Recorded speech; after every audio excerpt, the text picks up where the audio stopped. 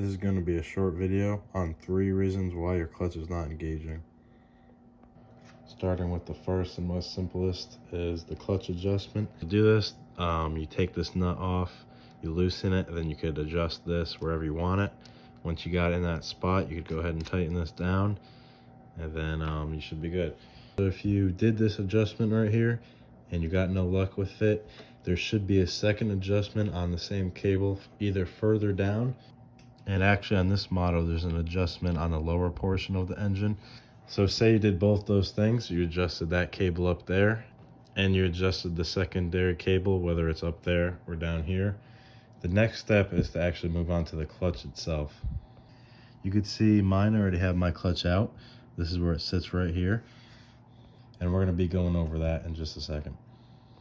We're going to move on to these plates here, and if you have an older model like I do that was sitting for a while, when I got this bike the engine was in boxes and it was sitting in a storage container.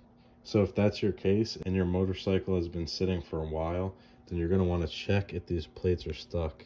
So you can see this first one comes off pretty easy. You can see these are rusted and stuck together. I'm gonna have to pry those apart. So from here you could do one of two things. One, you could just separate these clutches and you could reuse them, or you could get new plates, which is what I'm gonna do just because like how gunked up these are. If you came all this way and you still have the problem with your clutch not engaging, but you know that these plates are not stuck together like mine, then you're gonna want to move on to the whole actual mechanism. So you can see that's my clutch mechanism right there.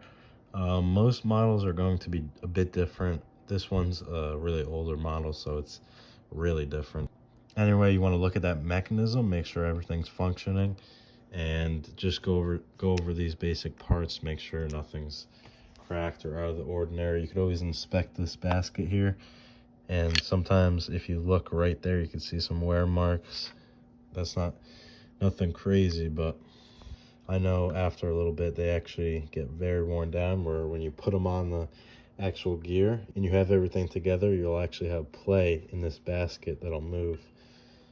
So final thing to keep a note is actually where this position should be. You could either look on some videos of other people with the same model.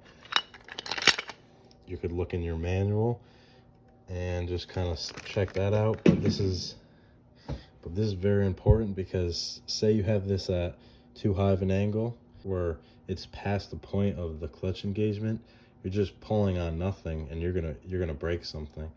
So always make sure that the clutch is in the right spot, the right position. You could actually have it too far down, and when you pull this, it actually does absolutely nothing. So that's just another quick tip to help you guys out with your clutches. All right, hopefully after watching this helps you find out the issue with your clutch.